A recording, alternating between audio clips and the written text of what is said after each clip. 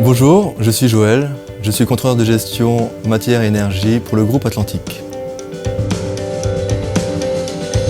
Le contrôleur de gestion, il est dans l'usine le maître des coûts, le maître du système d'information. Il refait un état de stock sur certains articles de consommation qui sont critiques et qu'on n'arrive pas à mesurer de façon 1 pour 1. Après ce constat sur le terrain, avec ça, il va pouvoir suivre une consommation réelle et qui va rapprocher avec la consommation théorique qui est dans le système d'information. Il va analyser ces deux consommations, le théorique et le réel, et il va constater une dérive, que ce soit en plus, en gain ou en perte.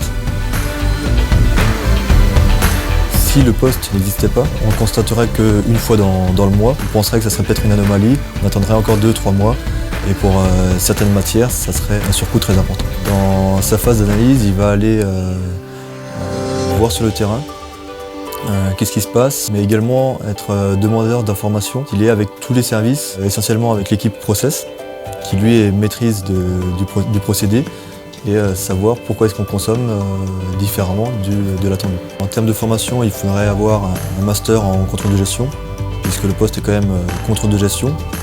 Par contre, après, il est spécialisé sur la matière et les énergies.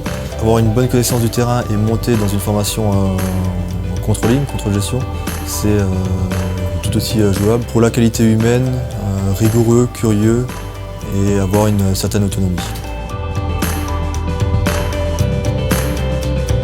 C'est indispensable justement dans la maîtrise des coûts.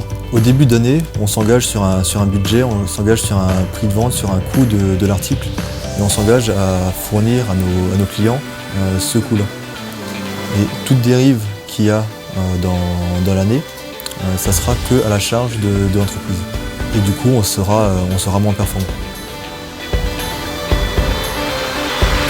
On va mettre exactement qu'est-ce qu'il nous faut de façon juste pour le produit fini. Et si on a un changement de procédé, en plus ou en moins, là du coup il y aura besoin de mettre à jour la nomenclature. Pourquoi mettre à jour la nomenclature? Parce qu'avec cette nomenclature, entre autres, on va calculer un prix de revient, un coût de l'article, et ensuite on va déterminer un prix de vente. Le poste offre une grande autonomie, c'est la personne qui est en charge du poste qui lui définira ensuite ses propres missions. Il y a une fiche de poste qui est type, mais il ne faut pas la respecter au stricto sensu. Les frontières sont faites pour être dépassées.